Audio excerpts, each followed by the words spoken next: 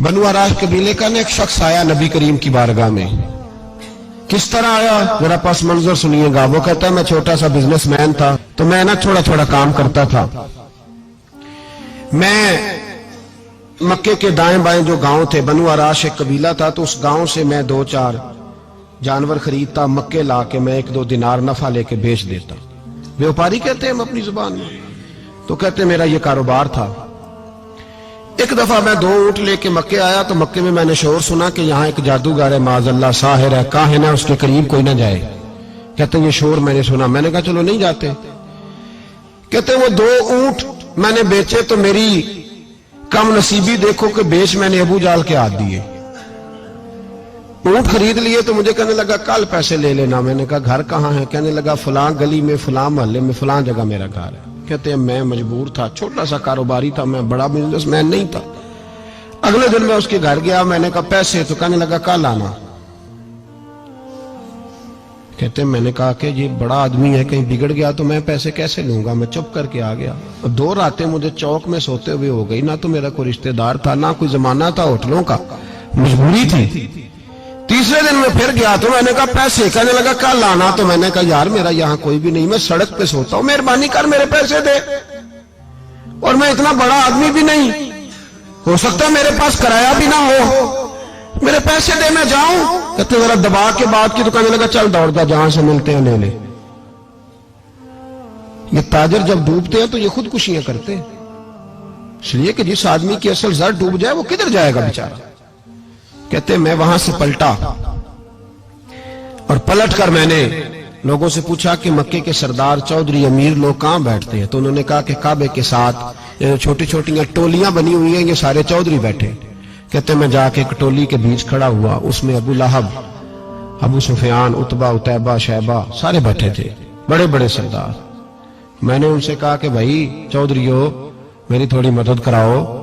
ایک آدمی کو پیسے دیے ہیں، مال دیا ہے، وہ پیسے نہیں دے رہا، میں مجبور ہوں، پردیسی ہوں، غریب ہوں، میری مدد ہو جائے. تو کہتے وہ عتبہ بول کے کہنے لگا کون ہے جو تیرے پیسے دبا گے؟ اتنی ضرورت کسی کی؟ ہمارے ہوتے ہوئے نام لے. تو کہتے میں نے کہا کہ ابو جال نام ہے اس کا. کہتے گردنیں جھوک گئیں. کہنے لگے تو بڑے گنڈے کے پاس پھنس گئے، وہ تو سردار ہے سارے گنڈوں کا، وہ تو نہیں ملتے پیسے، مشکل ہے. کہتے میں کانپنے لگا کہ میرے پیروں تو زمین نکل گئی، یار پیسے نہیں ملیں گے تو میں تو گھر نہیں جا پاتا، کرایہ بھی نہیں.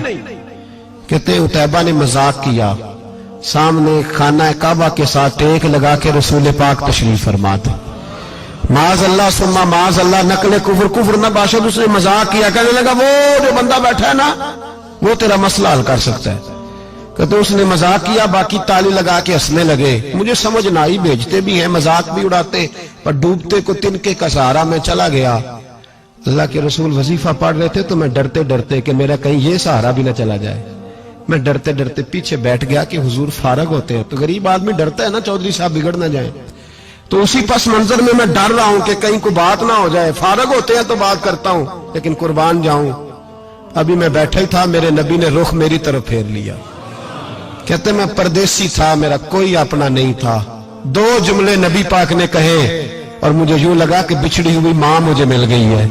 2 جملے نبی پاک نے. پہلا جملہ فرمایا بھائی پردیسی لگتے ہو، اور دوسرا جملہ کہا پریشان لگتے ہو. کہتے ہیں میرے آنسو یوں نکلے جیسے نہریں بہتی ہیں. میں نے کہا محبوبہ میں تجھے جانتا تو نہیں، پر پردیس میں لٹ گیا ہوں.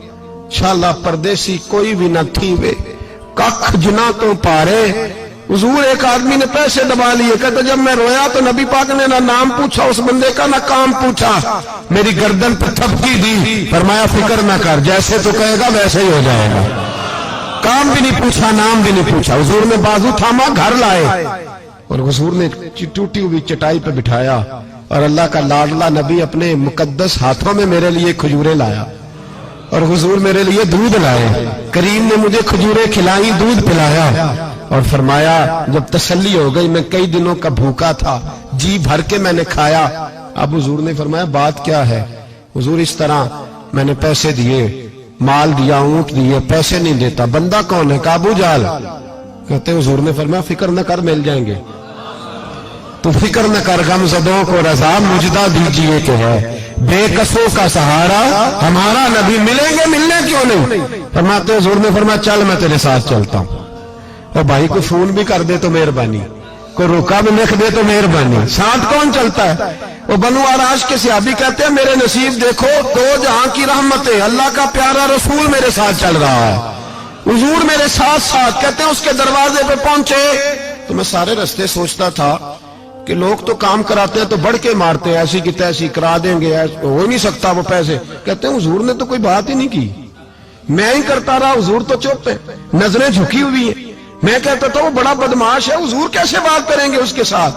لیکن جب اس کے دروازے پہ پہنچے، دستک دی، وہ باہر نکلا تو کہتے ہیں مصطفیٰ کی جھکی ہوئی نظروں کو میں نے اٹھتے ہوئے دیکھا، ہو ہلکا یارا تو بریشم کی طرح نرم، رزم حق کو باطل ہو تو فولاد ہے مومن۔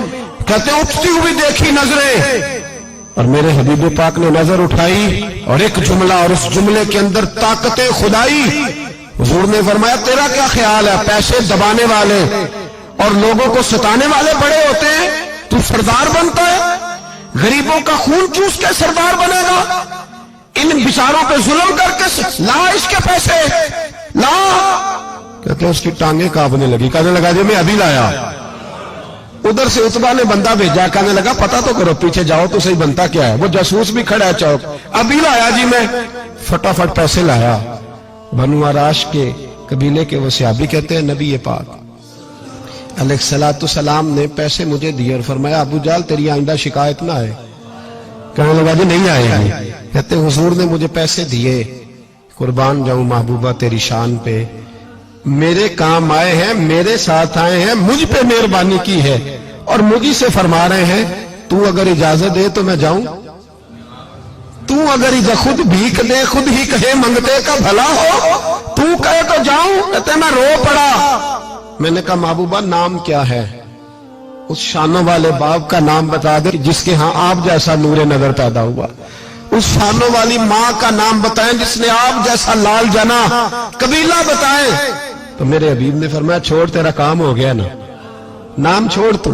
کہتے ہیں حضور گزر گئے تو وہ جاسوس پیچھے تھا، وہ مجھے کہنے لگا، میرے قریب آیا تو کہنے لگا ان کے پاس نہ جانا، یہ جادوگر معاذ اللہ نہ جانا، ساحر ہیں۔ کہتے میں نے اس کو جھٹکا اور میں نے جھٹک کے کہا اگر دنیا میں یہ سچے نہیں تو کوئی سچا نہیں، اگر دنیا میں یہ شان والے نہیں تو کوئی شان والا نہیں۔